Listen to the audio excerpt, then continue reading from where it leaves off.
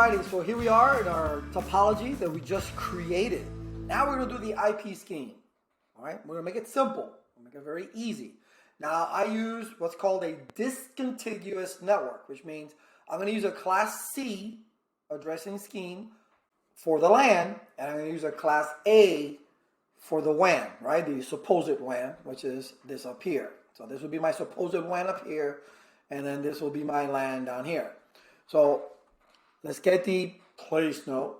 To me, that looks like a Gillette blade, you know, the old type of razors, Gillette blade. So, okay, damn it. So I get that. So I'm going to create 192.168.1.0. No, let's do 10.0. Let's do 10.0. All right, there's a reason for that. All right, thinking ahead. All right, and you got 10.0 here with a CIDR 24. So you have 254 IP addresses available. If you can't get that just like that quick, you need the only IP book you'll ever need. It's on Amazon, or you go to globed.net and you get the only IPv4 course you'll ever need. You get that. All right, so you should be able to subnet, especially IPv4, like in 10 seconds. Okay, Control C, V. All right, it's not that difficult. It's not physics. Forget about what your professors are telling you or any other instructors. Just get the low order bits to the higher order bits, and then you reverse them around, and then you wiggle your butt and shake it all around. No, you don't do all that stuff. Okay, so we're going to come up here. We're going to say 10.1.1.4 CIDR 30. Now these are network addresses, ladies and gentlemen. Network addresses. All right. Now let me bring this down, because if you're too high up and you do a paste, all right, it just puts it too high up and you can't get it. All right, so then I click in here and I change that obviously to 8. Why? Because we're incrementing by 4. How do I know that? Because of the mask. It's the key to everything. All right, so now I got my IP scheme. So let's assign them to the PCs, shall we? And the server. So we're going to come in here. Oh man, we're going to do it. Yes, we're going to do it statically first. All that DHCP and all that good stuff comes later. First, let's get a basic lab going. How about that? So we go 192.168.10.1. Why one last? Because this is the LAS standard.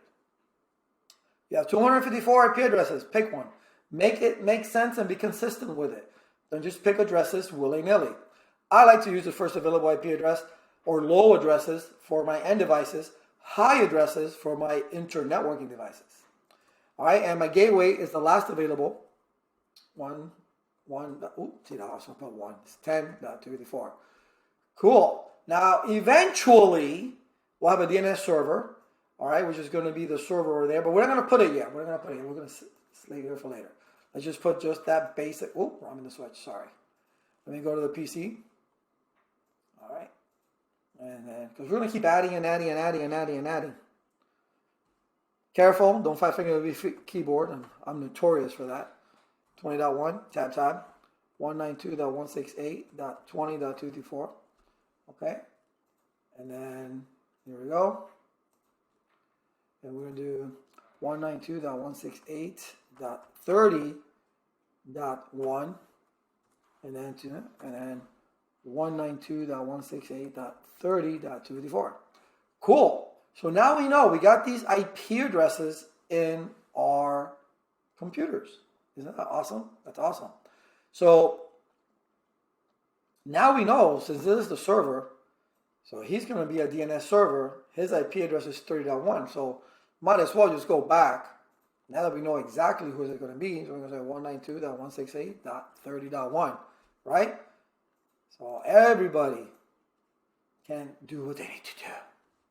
All right, so let's go back in here. 192.168.30.1, and then come in here and then do 192.168.30.1. Awesome. So now we got the IP addresses, which all begin with 1, 10.1, 20.1, 30.1. We got the default subnet mask for a class C address. We're using the last available IP address as the gateway, and 30.1 will be eventually our DNS server. Just by putting the IP address there, it's not enough. We're pointing to the right IP address DNS server, but it's just not enough. All right, but What about these guys? Oh, not yet. Not yet. And what about these guys? Oh, not yet. We're going to first get into, in our next video, what we're going to do is, we're going to configure some basic housekeeping. As a matter of fact, we'll configure the interfaces first, and then we'll do some basic housekeeping. So at least we can get to our gateway. That's going to be the next one. Right now, again, I'm going to take you step by step, very nice and easy. And you need to start thinking, okay, all right, so he's got the IP addresses, mask, gateway, and DNS server. We know who they are. And now, since we got the gateway address, that means that all our G0 here, G0, and this one will be G001. So be careful. All right, that would be the 254 that will go on here. That is your gateway address. All right, so we're going to go ahead and do that in our next video, plus some basic housekeeping commands, all right, that you should do on your router. So we'll put we can actually put the IP addresses on both sides of or three sides of the router, whatever the case may be. All right, but you need to start thinking now. All right, but because eventually we're gonna be needing to route and all these different things so we can get communication. So you need to start thinking. Your wheels need to start turning.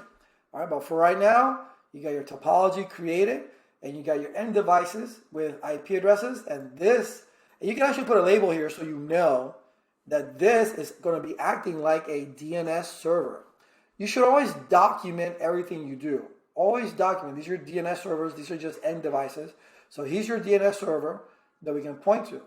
Okay? And if you want it to be a web server, you can. So he can do a dual function. You say www. So he'll be your DNS and web server. All right? But label. And that's what this Gillette razor here is for, is to label your stuff. Okay? When we come back. Now, you got this almost set up. All right? When we come back, we'll get our interfaces and the housekeeping on all the routers. See you there.